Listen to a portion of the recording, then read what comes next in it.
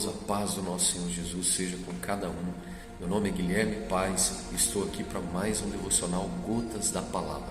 Estamos aí na maratona do Evangelho de João e hoje eu gostaria de trazer uma breve mensagem para cada um de vocês a respeito do capítulo 20 de João, Evangelho de João, capítulo 20. Esse capítulo nós veremos aqui o momento em que Maria Madalena chega ao sepulcro e se depara com o sepulcro vazio. Ela corre, chama Pedro, chama João e eles correm para ver o túmulo e constatar que verdadeiramente o corpo de carne de Jesus não estava ali. Mas o mais impressionante nesse capítulo é que Jesus aparece para eles no meio da congregação ali, no meio desse povo que estava reunido, dos seus discípulos, trancafiados em uma casa com medo do que lhes poderia acontecer, e Jesus aparece para ele e coisas extraordinárias acontecem por meio dessa aparição. O Senhor não só demonstra a lição a cada um deles da sua ressurreição, mas demonstra o motivo da sua morte e ressurreição. O Senhor traz lições extraordinárias a respeito dessa sua aparição antes da volta para Deus, assim como Ele mesmo diz. Mas eu destaquei alguns versículos desse capítulo que eu considerei muito assim parecidos com a nossa realidade, muito próximos do que nós vivemos hoje.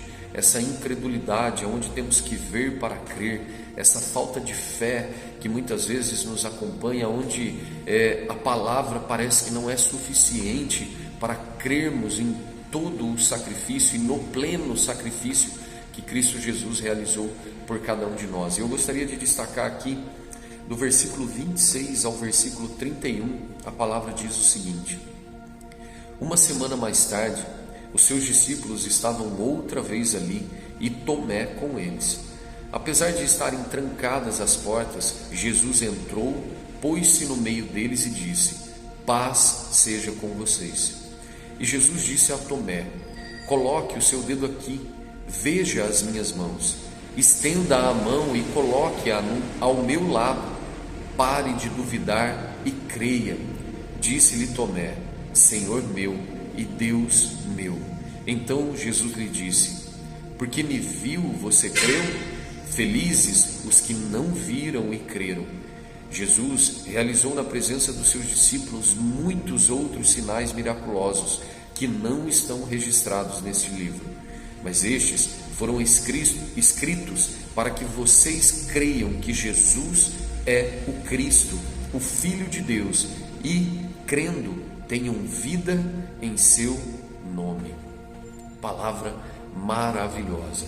O contexto é muito simples e muito claro. Jesus havia aparecido no meio do povo uma semana antes e Tomé não estava ali no meio. E quando essa mensagem é trazida até Tomé pelos irmãos dele, pelos discípulos, dizendo: olha Tomé, nós vimos ao Cristo, nós vimos ao Senhor, Ele ressuscitou e vivo está. E Tomé disse: eu só creio se eu ver os furos, se eu colocar o dedo nos furos das suas mãos e se eu tocar ao seu lado, aonde foi ele ali rasgado pela lança. E Tomé demonstra uma incredulidade, uma falta de fé. E Jesus, como sempre, de forma muito sábia, responde a Tomé: olha Tomé, felizes são os que não viram e creram. Essa palavra é a palavra que toca o meu coração. Nós não vimos a Cristo Jesus, não vemos Ele fisicamente, mas cremos pelo poder da Sua palavra, cremos pelos sinais e maravilhas que Ele continua a realizar na nossa vida.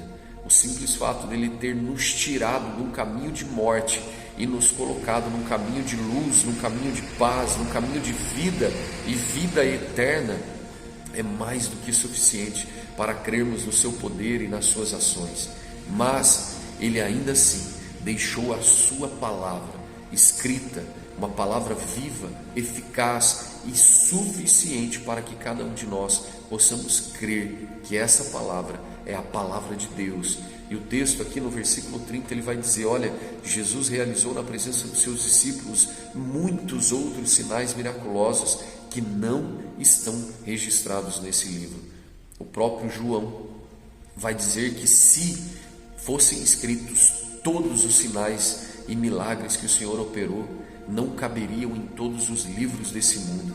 Ou seja, nós precisamos compreender de uma vez por todas que não vivemos por vista, mas vivemos pela fé, e que essa fé é o que nos garante a vida e a vida eterna ao lado de Cristo Jesus.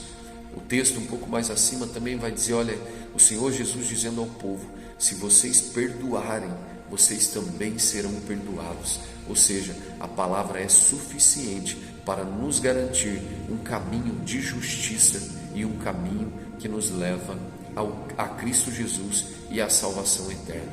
Que essa palavra entre no seu coração, que você seja desafiado a meditar de dia e de noite na palavra do Senhor, para que você viva as promessas e as benevolências que Cristo Jesus tem prometido e garantido a cada um de nós. Que Deus te abençoe e até o próximo Gotas da Palavra.